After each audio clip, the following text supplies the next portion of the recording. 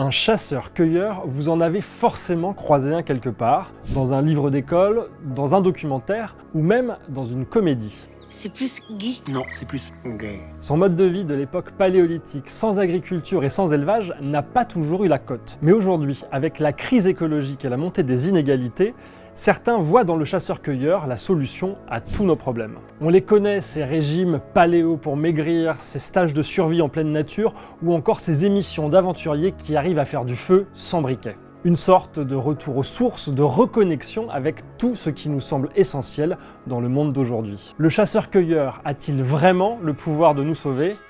Spoiler, non.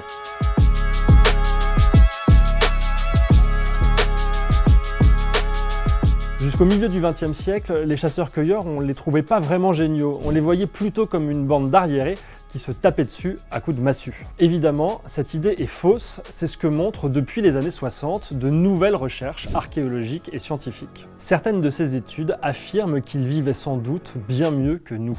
Grâce à la vie en tout petits groupes, il n'y aurait pas vraiment de chefs et très peu d'inégalités entre les femmes et les hommes. La guerre n'existerait pas. Sans agriculture et sans élevage, on travaillerait très peu. Bref, l'humanité n'aurait pas vraiment suivi la voie du progrès depuis qu'elle a inventé l'agriculture, l'élevage et les premiers états. C'est en tout cas ce que disent certaines théories qui idéalisent le chasseur-cueilleur et entretiennent la pensée du « c'était mieux avant ». Le problème, c'est que ce chasseur-cueilleur idéal n'a jamais vraiment existé. Tout simplement parce que cette catégorie très générale renvoie à plein de situations très différentes. D'après les archéologues et les ethnologues, on trouve des inégalités dans certains groupes de chasseurs-cueilleurs. On retrouvait des formes de violence entre les humains, et la différence entre le temps de travail d'avant et celui d'aujourd'hui ne serait pas si grande.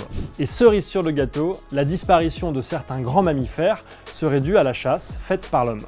Bref, pas sûr qu'il soit si idéal de s'inspirer littéralement du mode de vie de nos lointains ancêtres. Par contre, ce qui est intéressant, c'est de voir ce que notre regard sur les chasseurs-cueilleurs de la préhistoire dit de nous.